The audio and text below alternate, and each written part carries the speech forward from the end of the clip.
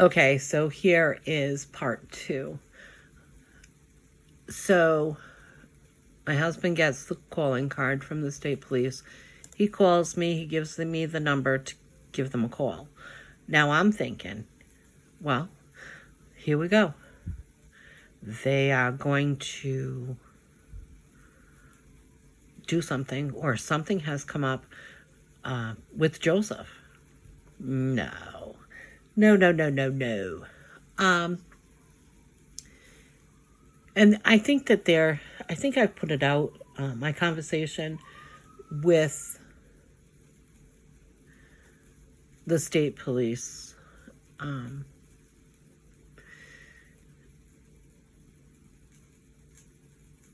The shock of the allegation. But, that's the thing, right? So, I mean, we saw it with Joelle Montero. We've seen it, we've seen it with the fire department in Pawtucket. We've seen this activity that happens with Tina.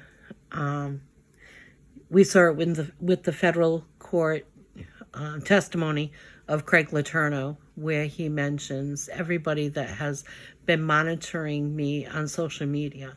So it's almost like they tell on themselves, right? Because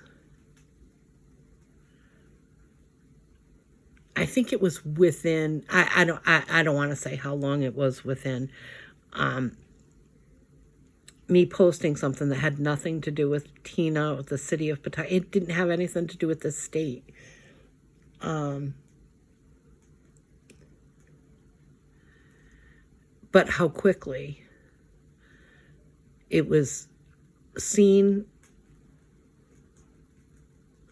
The Pawtucket police called the state police. The state police came to my house. There is a council meeting that I stand up before them, and I let them know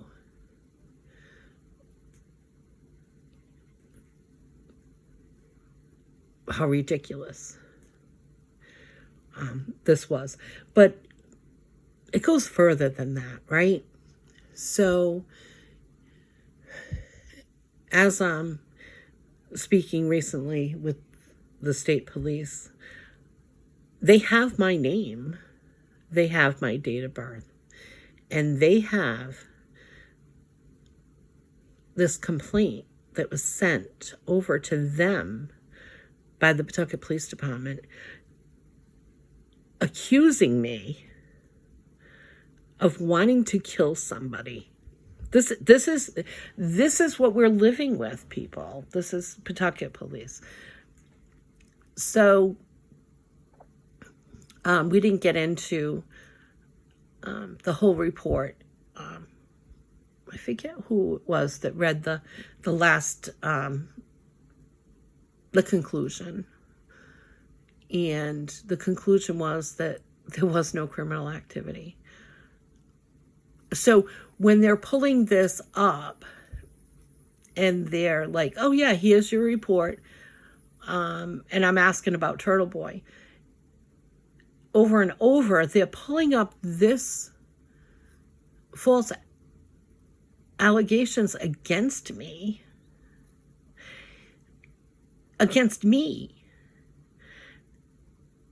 And they're just reading the last line of, there was no criminal activity. So they're not even smart enough to see that nowhere on that page does it say anything about Turtle Boy. But the funny thing is, I mean, James Bano had already contacted Turtle Boy. They came to my house, 4 months later, after meeting at the substation. So she couldn't get me arrested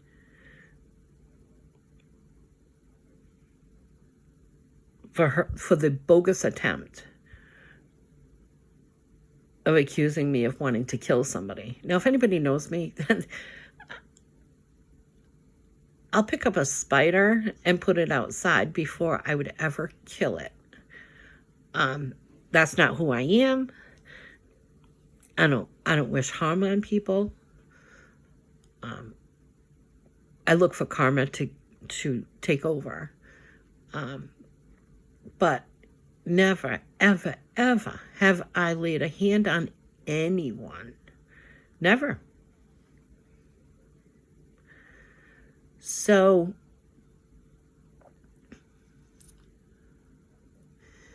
this report bothers me. I think it would bother anybody, where a police department is accusing you of trying to kill somebody.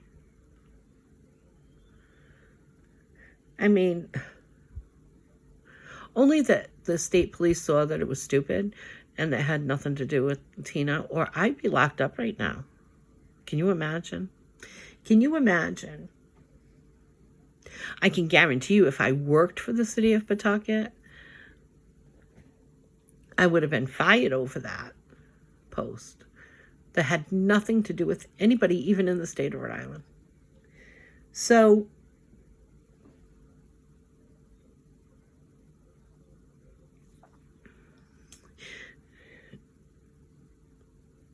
what I'm going through right now with the Frank Milo situation, and he's well aware that the state police were called to come to my house. He's well aware of all of the abuse. In case anybody in the back isn't paying attention, Frank Milo's co-signs all of it. All of it. So, I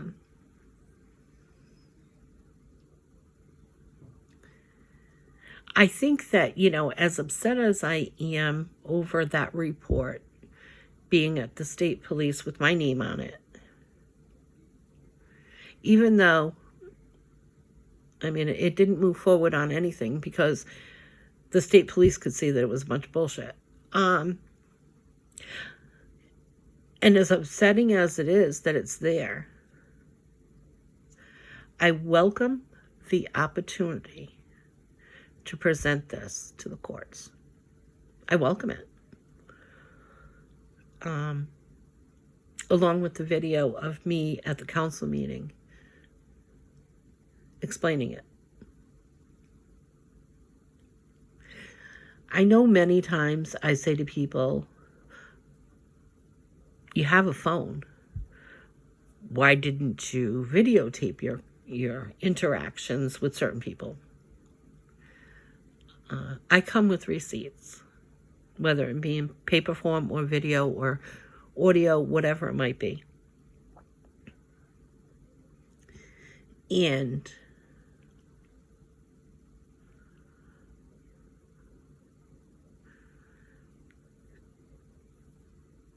I think that it's important for people to know that the setup is real, retaliation is real,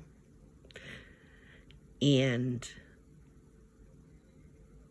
you're being watched. Well, not as much as I was, but if they have a problem with you speaking up, speaking out, you're going to be the target. You're definitely going to be the target. It's funny that, Frank Milos is upset, that I called his home.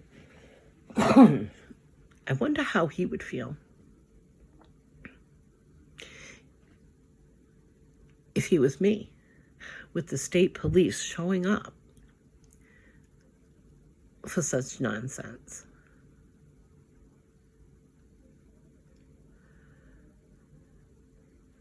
Because he knew what was happening. He has his nose in everything.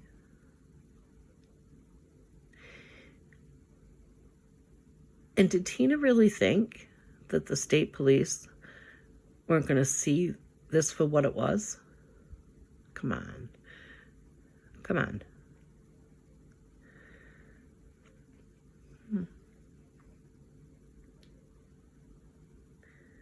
They showed up at my house, but yet Tina, the public safety director, who was all wrapped up in this Turtle Boy Sports thing, public safety director, knew that the public safety was at risk, and she co-signed for it. She co-signed for it. I know that there's talks of her retiring and, all this stuff.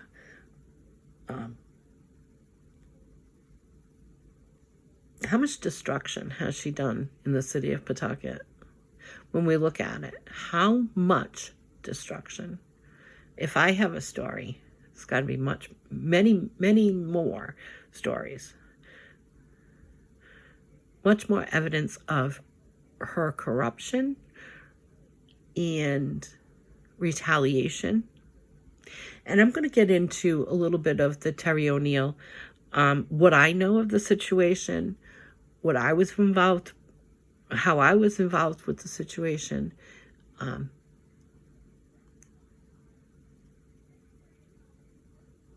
And how when somebody makes you look bad, you definitely have to worry about that target on your back, especially when it comes to Tina.